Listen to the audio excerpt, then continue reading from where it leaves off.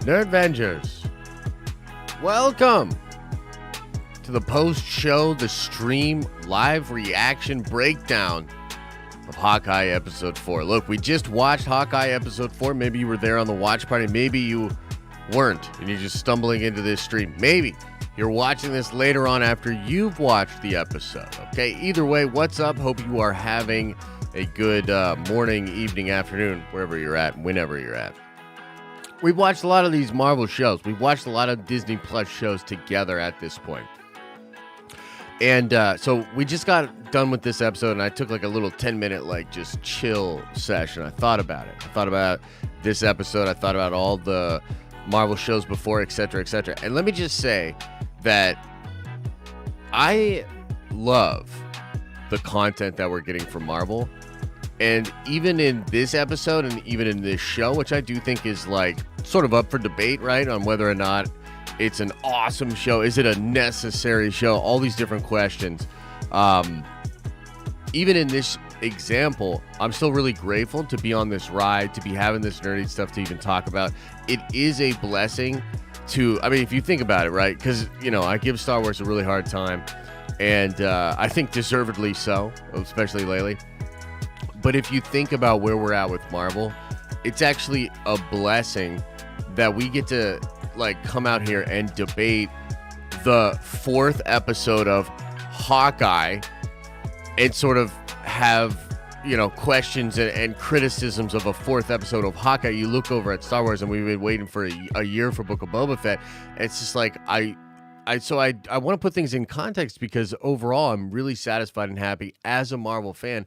And this show, even though let's be real, it's the Hawkeye show and it hasn't like absolutely crushed thus far, it's still fun that we have a Hawkeye show. It's great we have a Christmas show, content that we can enjoy together as a Marvel fan base. So I just kind of wanted to preface with that because I'm about to shit all over this episode. So for me personally, man, I did not like this episode. You know, I'm gonna be real. Didn't like it. So I have I have my own reasons. I have my own thoughts. We have a poll going on right now, and I would love to know what you guys think about the episode. So please vote in the poll. We'll revisit that and talk about that at the end of the stream. Let's first sort of go through the episode. We'll recap the different things that happen. And I'll sort of give some commentary as we go. You know how we do. Smash like button, shut your mouth. Let's get into it.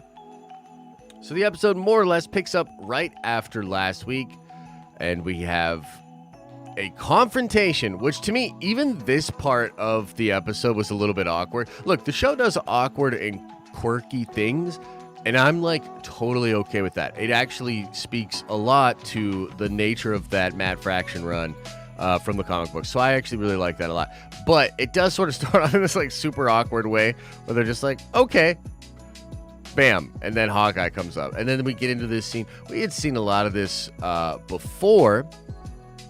Something to sort of note through this scene, I think what's built here, but if I'm being honest, not necessarily built in the best way. But what is being built is Clint is observing not just his surroundings, which is when he notices that the Ronin sword is there, but he is sort of assessing the people across the table from him.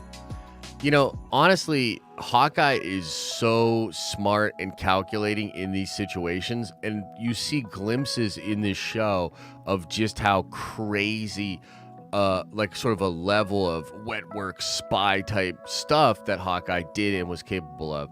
But in this scene, it plays more to the comedic aspect in the relationship between them, those two, which is totally fine. But like if I'm directing this scene, I want it to be a little more serious, a little bit more Tarantino, and sort of a chess match between Hawkeye and her mother. Because what I think happens, and you see it at the end at the door a little bit more enunciated, is that that's what's going on. It's like sort of a circling before the sparring match between Clint and the mother, right?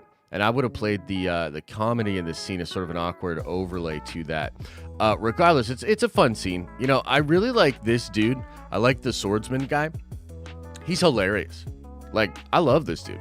Like, put him in a lot of stuff. You know, he's great, and I like him a lot. But we essentially get, you know, a lot of this scene leading into, you know, again, her name dropping Natasha. Weird. You know what I mean? Knowing that he has kids. Weird.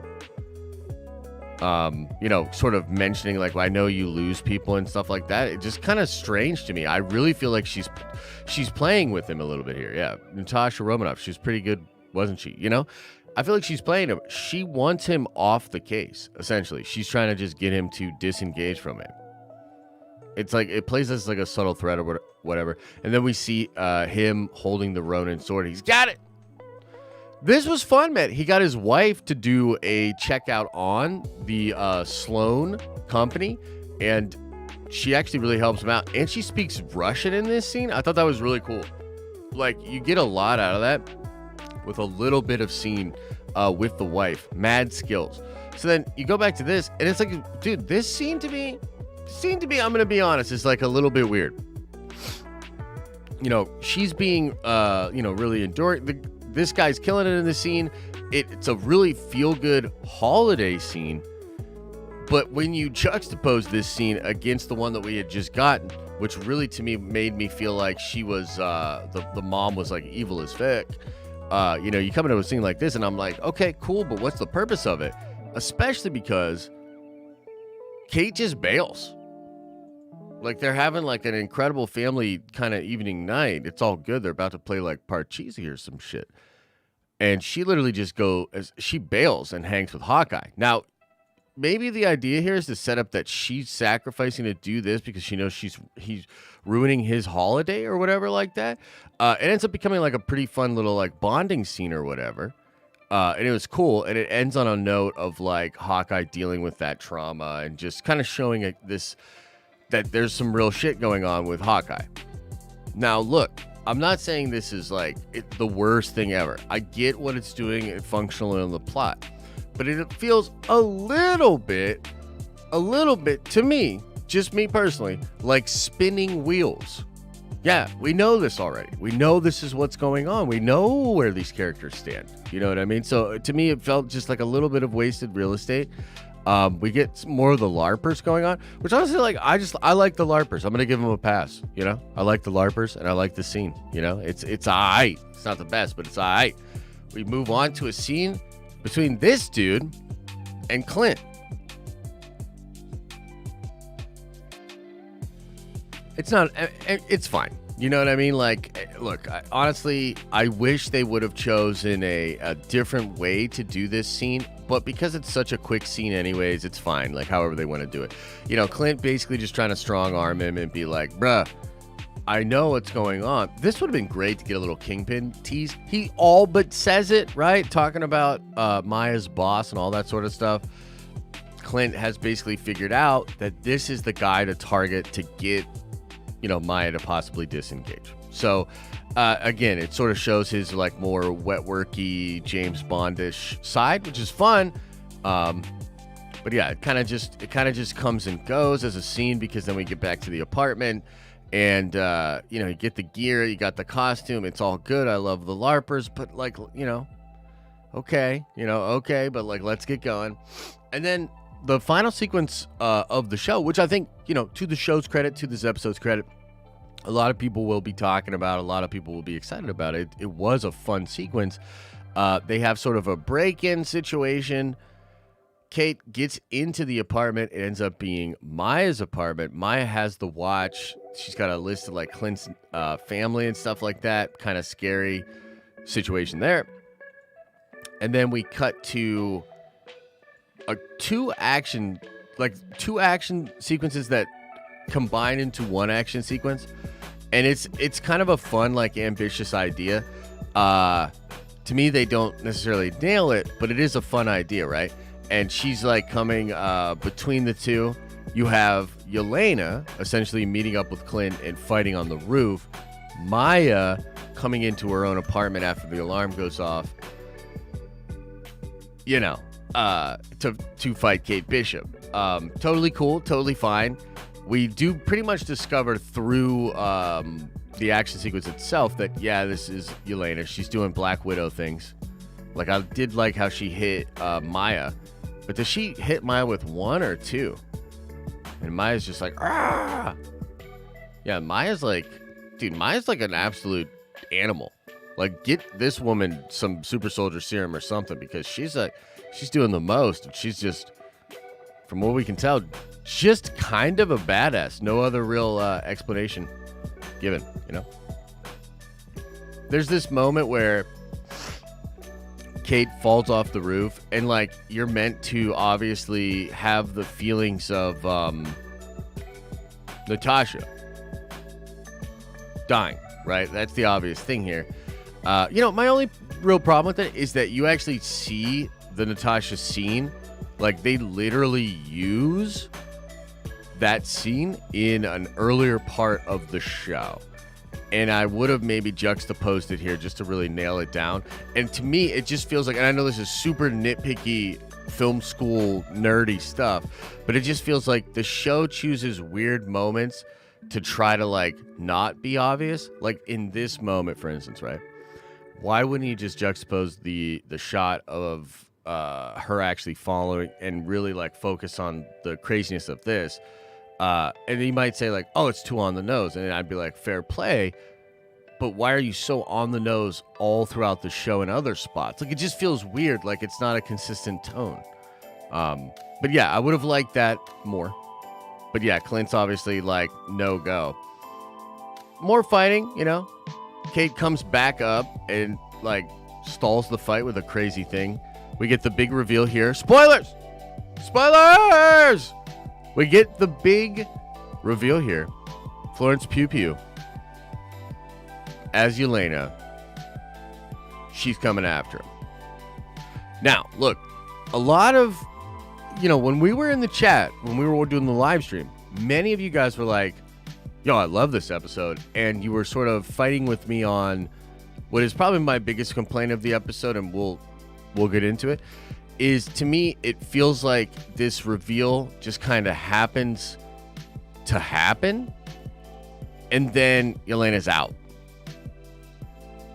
You know what I mean? And I'm like, okay, like, that's cool. I'm glad she's there. But then it's like the show's like, we need to revert back to them just beefing and like what the show's really about, which is, Clint and Kate. So therefore, we need Yelena to just get the fuck off of the scene. We need her to just get out of the scene, because we need the show to go back to its core here and be Clint and Kate. And it's like, I get that, but then why do you just inject Yelena then? Like, why is she in there then? And we know obviously from the context of just the MCU, she's there for Clint, maybe on a mission because of Val, maybe there on her own personal kind of reason.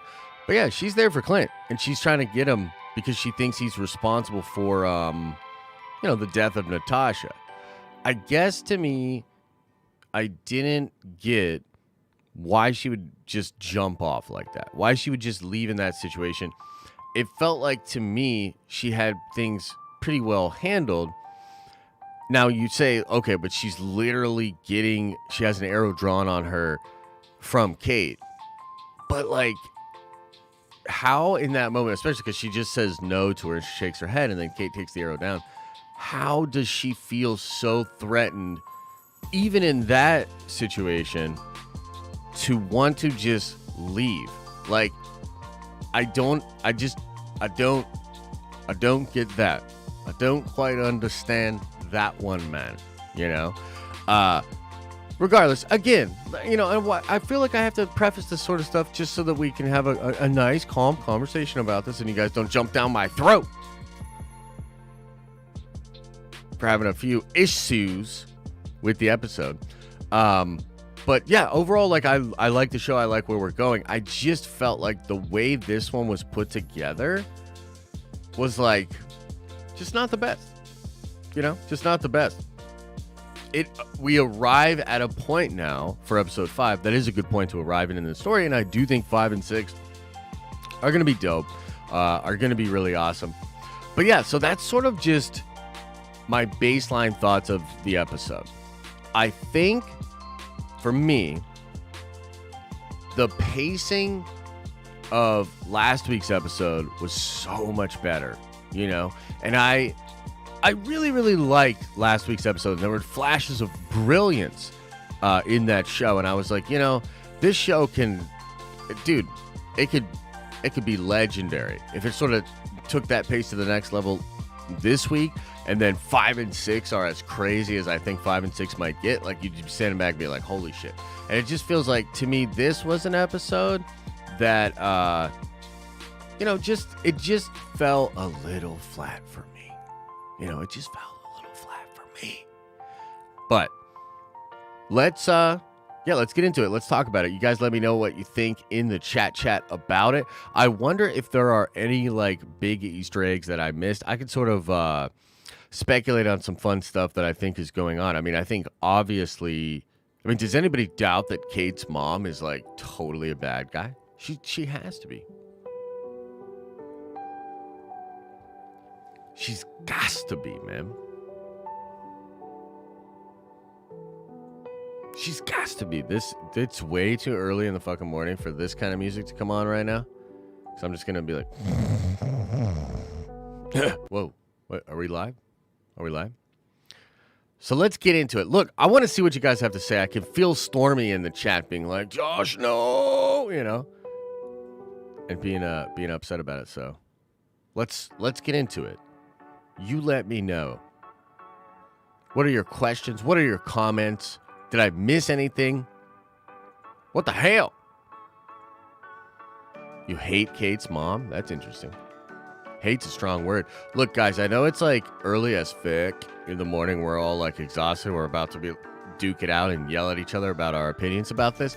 But if you guys just need to smash the like button, I know it's stupid. You think I love coming up here for like 6 different times a day being like, please smash the like button. Please do your part. Smash the like button. I'm doing my part. I've smashed the like button. It's the stupidest thing in the world. And let me tell you something else. I usually don't smash the like button. I usually watch a bunch of shows and watch a bunch of streams. And then Stormy. And I don't do it. I'm like, you know what? Fuck you. I'm not doing the like button for you. But what I'm asking you to do, I'm asking you to do it for me. I'm asking you to break the mold. You know, be better than me. Step up to the plate and smash the like button. All right, good enough. That's all I got for that pitch. Okay. Out of curiosity, what does the like button do? Try to explain, man. Basically, Bill, if I don't get a certain amount of likes each week, YouTube shows up to my house, they knock on the door, and then they kick me in the nuts. And if I really don't get enough likes, then they come to the house twice a week, bro. And they're really sneaky, and they come in and they just kick me in the nuts. It's horrible. Every job has tough problems. You know, every job has issues. Anyway, okay, let's get into it. So, the Star Wars 1995, which, by the way, thank you so much for becoming a member on the stream earlier. You are a Nerd Venture now. Says, found them. I watched the show. It was meh. I only follow you for Star Wars. Thanks, brother. Book of Boba Fett right around the corner, man, and I do expect that to be super fun as well. But I appreciate the support, the Star Wars 1995. Thank you. Yeah, what do you guys think's going on with the watch? Any thoughts? Any ideas? Where do I think the Spider-Man connection will be? Well, you know, I thought about that. Do you think the watch is the Spider-Man connection? I don't know.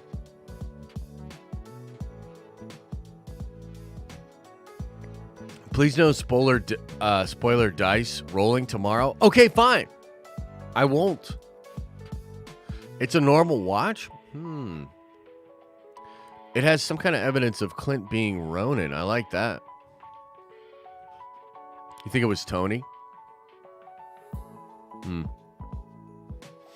Yeah. I think it being a Stark watch would make sense. Why do you think he gave the story then? Because he said, if it gets out that it'll expose my friend.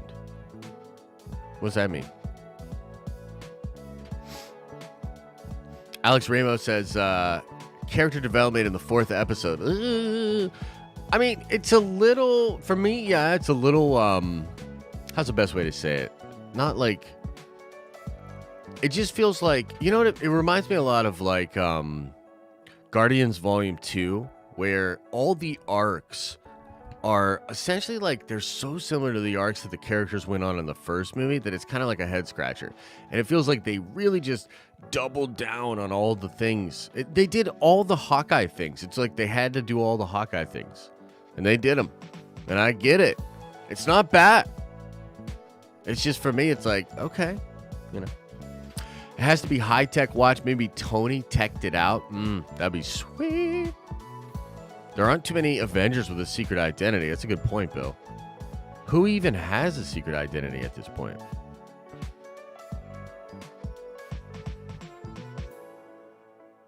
Does it have to do with Natasha?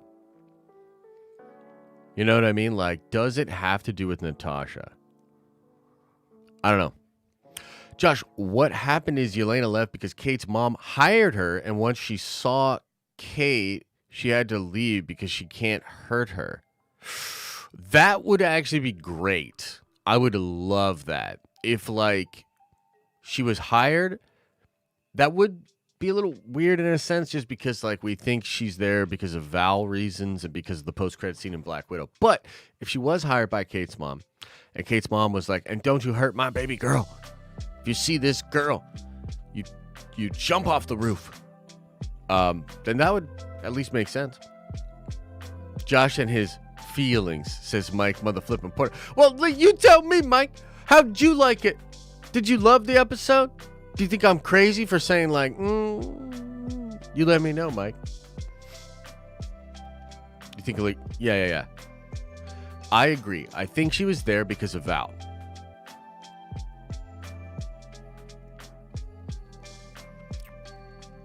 The Nerdy Multiverse with a 10 spot. Thanks, man. Really appreciate the support. It says, I don't know about this one, but I've heard a few people mentioning that the watch belongs to Clint's wife and that she used to be somewhat of a hero.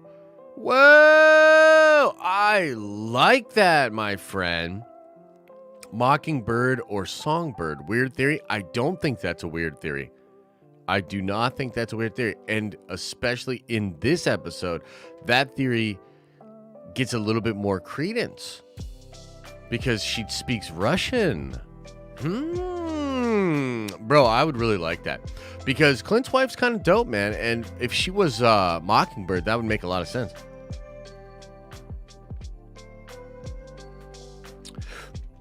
I'm going to do a TikTok on that and I'm going to steal that idea from you. No, I'm just kidding. Oh no, it's Jesse Reed. Jesse, I'm going to read this, but don't try to trigger me this early in the morning, man. The Watch. Laura Barton is a retired S.H.I.E.L.D. undercover agent with a dark past, and the Watch will somehow expose her. Yeah, that's kind of what we just talked about. I actually like that a lot. That would be really cool. Only question is, I guess Clint's, but why does Kingpin want it so much? So that he could maybe make... Okay, let's go with this, okay? What if the whole idea here is to get the Watch to blackmail Hawkeye into being Ronin again and cleaning out the Kingpin's new competition? Yo, that would be dope, son. That would be sick. Because then you could have a dope scene with Kingpin and Hawkeye. And because that's kind of Kingpin's thing, is like, I own you.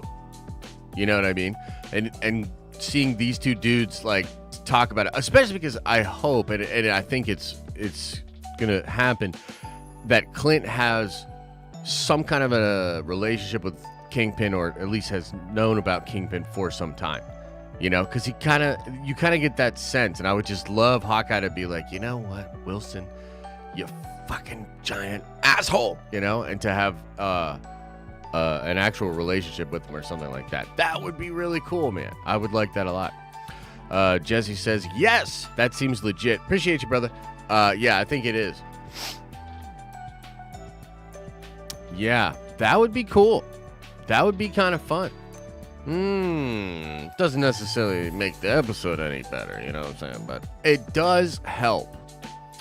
I missed a couple super chats. My bad. I don't think I did. Maybe I did like in the last stream during the watch party. I did probably. Let me check. Yo, it is early AF right now. I'm a little bit tired. I definitely still want to know what you guys think about the episode. If you have any other theories or thoughts, I like that theory a lot, actually, and it actually makes a lot of sense, especially because the wife was like so involved with it. Like I just generally thought that was fun, but if you think about it, yeah, that could be a nice little story thread. That's a nice little story thread, yeah. Oh, yeah, Billy the Kid, yours... No, you did soup here. What the hell? Okay, my bad. What the fuck? Okay, here we go. Will was the first one, and he said, these should be released all at once. No plot, nothing new. 4 episodes for a vague description of the watch owner. No details on the real villains either. Yeah, it's interesting. I think to Will's point, because I don't necessarily completely agree with it. Like I love the show, except this episode. This always happens where I'm like riding along and I'm like enjoying myself. And then like, you know, I think at this point, you guys that watch me a lot, you know, if there's a little bump in the road, and it's a bump that, like, I really get caught up on. If I get hung up on something, I can't let it go. I feel like Captain America, like, when I feel a show going south, I can't ignore it. Sometimes I wish I could. And then Mike Porter's like, no, you don't. And then I'm like, you're right. I don't. So, to Will's point, the pacing in this particular episode, and maybe you could even argue for the show overall, it's just not nailing it. Like, there's a lot of fun stuff and a lot of good stuff, but I guess my biggest thing, like if I had to just put words out there in the internet about it in a cohesive manner at 4:30 in the morning after watching it, I guess what I would say is the show makes weird choices on when it decides to lean in to more or less contrived ideas and tropey ideas, which can be useful, and when it decides to lean away from that and be clever, you know? And what that's creating is a weird pacing where there's so much undertone where you're not quite sure what even the surface level experience is, other than just these two characters getting to know each other, you know? Meaning, like, there's no real stakes, bad guy, you know, evil thing. Everything's an undertone with those characters.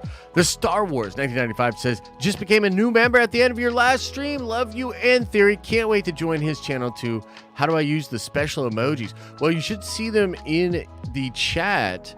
And I think they just show up. They should show up first for you, man. They should show up before the other emojis do.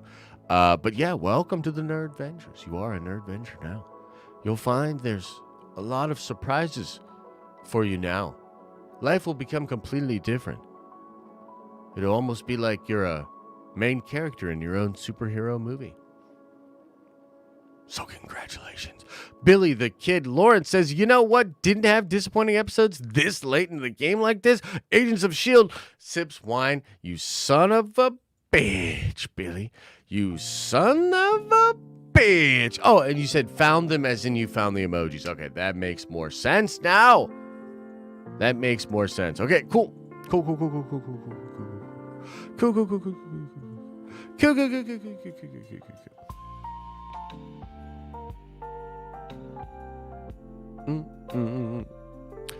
Jack is undercover. He's swooning Kate's mom too much. Ooh, I like that. That could be fun.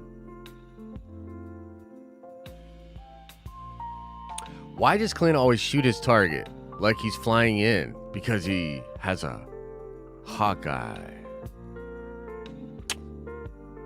Okay. Damn it, Mike.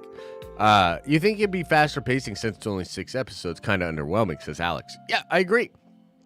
But again, I felt like the pacing was fine right up until this episode. This episode, like, is weird in the sense where it's like, let's take a minute, spin our wheels, double down on our big, idea of the series. Let's double down on it, triple down on it. Crazy forest action sequence, throw in Elena cameo, boom. Let's call it a day. Yeah, it does feel the pacing in this particular. They had an opportunity in this episode, I think, to really move this fucker forward, like really move the pace forward. But it's all good, Look, you know what it's going to probably feel like? And this is almost like what I hope it feels like. It's kind of a shame. It's kind of what I hope it feels like is next week it feels like we just hit the NOS in like a race. Like a Vin Diesel, Paul Walker situation. You know what I mean? Like, and then take off. It's, yeah. I hope we get a little bit more with Yelena. Like maybe she'll find him and track him down and they'll have like a crazy conversation or something like that. But yeah, and then like it'll all hell will break loose with like Fisk and Maya. Should be fun. It's about family. The pacing of the first half of this episode was so strange considering last week was left on a cliffhanger. Yeah, I agree. It's like awkward. And that's what I don't understand is like there's times when it feels like the show wants to be awkward, wants to be quirky and weird, and I'm all for it. But it's like it just makes weird choices on when it wants to do that. And like, Daiquiривille, Margaritaville hanging, with Clint and everything like that. It's fun and it's a cool scene. But all it really does is just sort of double down on ideas that are already established. That's the only thing. What if Marvel gives you another boner joke? Oh, man. I haven't really thought about that, the Star Wars. I'm going to be honest with you. I haven't thought about that. My take on it is, fucking don't. And I don't think they will, I think the boner is, ask Jesse about the boner. Pause. But I think the Ralph Boner situation is such an egregious thing that it really stands alone. Like, they've never done anything like this. Like, I don't categorize what they did with Ben Kingsley and the Mandarin. I don't categorize that as boner, Let's not do it again. That's my point. Let's not do it again. Flatbrush Zombie 47 says, Josh, have you seen The Town? Oh, yes, my guy. The Town is an absolutely incredible film. All-time great. If you have not seen that movie, you should definitely see it. I saw that movie in theaters, bro. Yep, I saw that movie in theaters. And I was and still am an Affleck fan. Affleck was the bomb in Phantom. It's true. It's true. Let's see here. Josh will simultaneously combust. Yeah. I'll spontaneously combust if that happens. Yeah, it'll be bad. I don't think they're going to do something like that again. The show is trying to grasp emotional weight and quirky, awkward comedy. It's just mediocre since it's not really committing. Hey, that's fair. Fair take. I don't even know if I necessarily agree. I see where you're coming from. But, hey, different strokes, different folks. I still think they can have an increíble episode 5 and 6, and we'll be all good. What do I think the chance of Clint dying is? High. I think it's high. Does anybody else doubt that? I think it's high. Let's do a poll. Let's poll it up.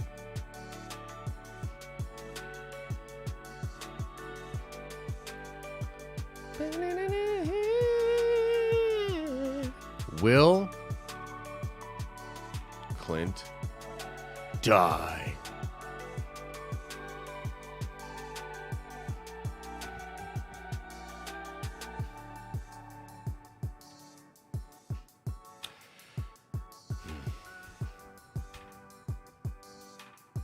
What if Kingpin kills him? That'd be wild as fuck. The watch is Luke Fury's. It was given him by Coulson for his service. It is shield tech, built in by an agent no longer in service. Evidence agent Clint's wife. Yeah, I think that I love that theory. I think a lot of people are kind of coming around to that. They foreshadow his death a lot. Yeah, they do. He is a Disney cash cow. Never. Yeah, you mean like Harrison Ford in the new Star Wars? Which, I mean, fuck it. They brought him back anyway, right? I think Clint, wife, ex-SHIELD agent. Yeah. I think so, too. I love that theory. So first I've heard of it is tonight, and it makes a lot of sense. Didn't he say been out of the game for a while or something like that? So the watch could be Cap's watch, but it would prove that he's like still alive or something? I don't know. That could work, but I actually like it's Thanos' watch. Yeah. Yeah, right? If my family was in peril, I'd call an Avenger friend. Yeah, I probably would do that rather than just continue to work with this, this young gal. But who knows? Maybe it'll all be explained.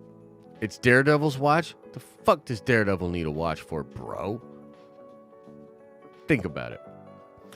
Do I think Kingpin reveal will be Ep 5 or Ep 6? I think it'll be 5.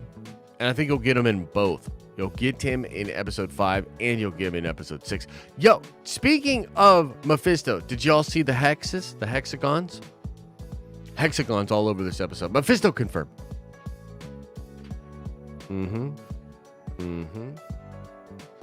Clint will be a Nick Fury type for Kate Bishop and New Avengers team. That could be cool. I don't want him to die. Blind people have watches. Why? Do you really think?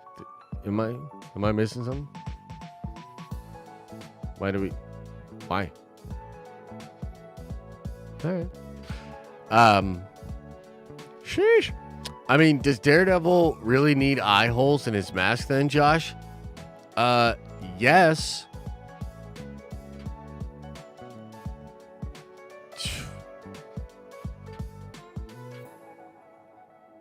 Maybe not. Am I not subscribed anymore? No, man, they kicked you out.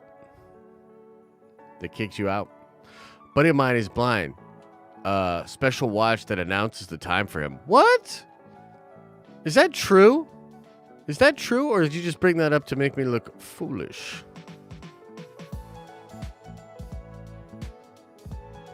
Pics or it didn't happen. Yeah. I want to see picture evidence of that in 4K with Andrew Garfield and Tobey Maguire in it as well. Swordmaster. Yeah, I think so, Kevin. It is a man's Rolex, isn't it? I don't know. That who knows how it could lead to her. But I actually really like that theory. I think it's pretty cool. So every bad guy doesn't know he's blind. Fair. Exactly. And so that the suit looks dope. And so they can't narrow it down to blind people. Oh, yeah. Come on. See, we got there. Just want to say love your channel, Josh. I mean, seriously, thank you, man. I do appreciate that. I really do. Glad you're having a good time over here, man. That's what it's about. Having a good time. Why didn't Ronan kill Kingpin? I don't know. Maybe we'll get that answer. Maybe he's always had bad-ass guards or whatever. Or maybe he's going to show that he knows karate and shit and, like, kick his ass. That'd be kind of fun. Would be cool if it worked for the king. Yeah, that would be cool.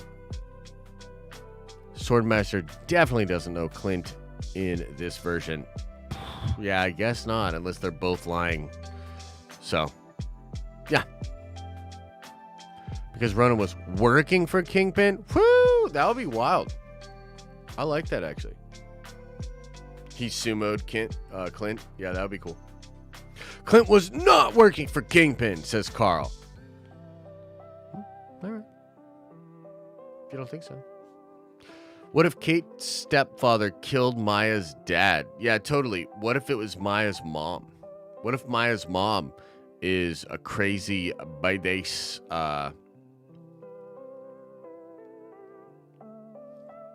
villain? Yeah, I think there's a history there that he knows the boss 100%. But what if he just knows him because everybody knows Kingpin if you're you know what I mean, if you're in his line of work. Like, come on, man. You think S.H.I.E.L.D. doesn't know about Kingpin? Come on, man. Come on, man. They gotta know about him. They might consider him even sort of a small fry compared to them. When you see No Way Home, what does it mean? Gavin, what does it mean? Or are you asking me when I'm going to see it? Or do you know something? Tell us right now. Tell the chat. What if he just knows him because he worked for him during the blip and helped him get his status, and now he's regretting it because everyone came back? Yeah, could be. Do I hear anything regarding Doctor Strange 2? No, nothing recently, man. I think, most people that are like into the scooping and all that sort of stuff are waiting to see if there's any leaks or anything like that. You know what I mean? Because they're doing a shit ton of reshoots right now.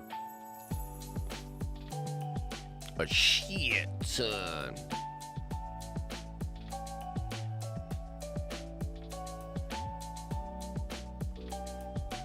Yeah.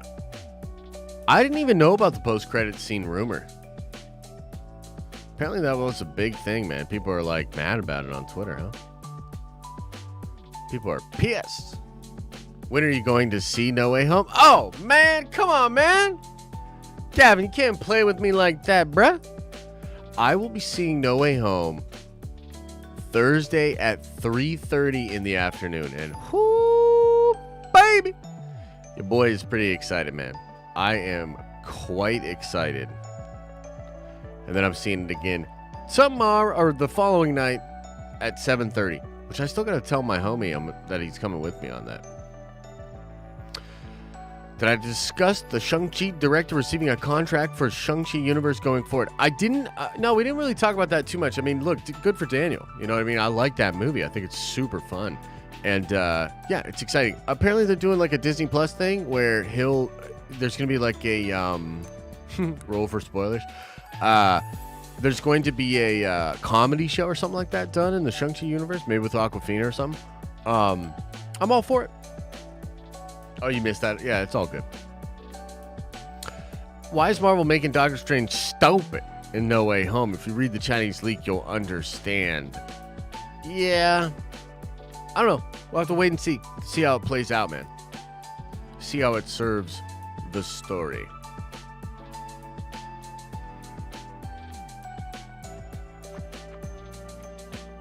The whole Mockingbird and Watch thing is out now, but for some reason. But why was it so important? Like, didn't Clint's wife bring it up before Clint? I'm not 100% sure what you mean with that. But, yeah, it's just probably just a retcon or whatever. But it kind of makes sense. Like, it's one of those retcons that's like, dude, I like that, And I do. I like that. Alexa says, this episode for me, it was my least favorite, but being here with you and everybody made it worth it. Time for some sleep. This body isn't 21 anymore. Yeah, trust me, I know. Yeah, I'm gonna sleep. I'm gonna try to sleep after this for a good bit of time. And yeah, I appreciate you, and I appreciate everybody being here. I had a good time with the episode, and I love doing this. I love getting out here and talking about it, And really and truly, like, I just kind of get to come out and speak my mind about this sort of stuff, chat with you guys, have a conversation. It's great. It's great. The watch belongs to the space engineer. Nice, Phantom Flick. Nice call out. Call back. Yeah.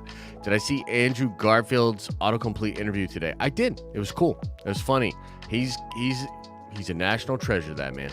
Unfortunately, he's not actually American. He's from where Paul lives, across the pond, where they have bad weather and worse food. Yep. Night, everybody. Halo tomorrow? Hell yeah, brother. We're going to play some Halo. Do a stream at 6. I do have to cut the stream a little bit earlier than I'd like to, because I'm recording a podcast at 8:30 tomorrow night with Fandom Wire. Yeah. I'm excited. Yeah, check out the Discord, Darth Moots. I thought you were already in our Discord. And yeah, if it's not working for you, I apologize. YouTube's weird. Did you choke up with the Vormir music? Not really. Just being honest with you. But I like what they're doing. Yeah.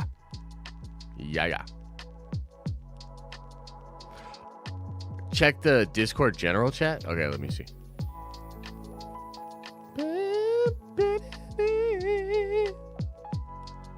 I'm going to check this out, and then we're getting out of here.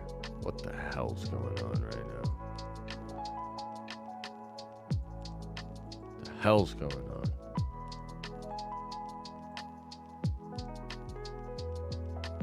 Oh, nice.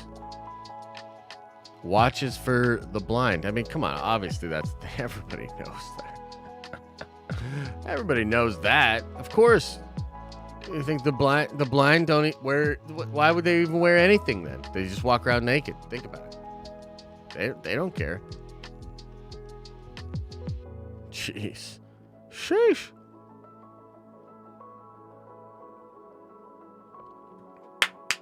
All right, everybody. Much love to you all. Thank you for being here. Thanks for being a part of this. If you are watching this on the replay, I would love to know what you think of the episode in the comment section. I'll come back around to this stream. And for those of you here now, get out of here, you crazy, crazy motherfuckers, and go get some sleep. All right, everybody.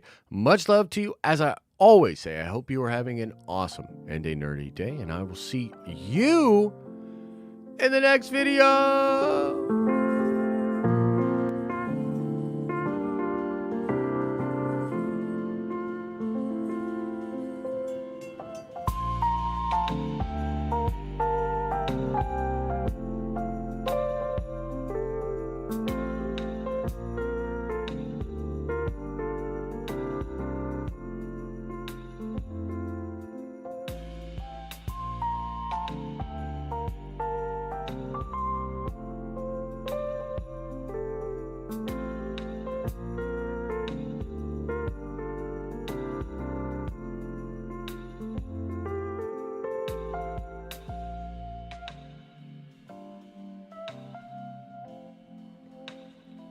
Star Wars, I'll talk about that tomorrow.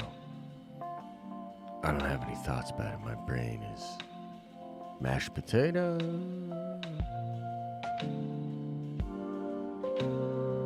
But I hate it. Motor? Probably a Kathleen Kennedy idea, you know what I mean?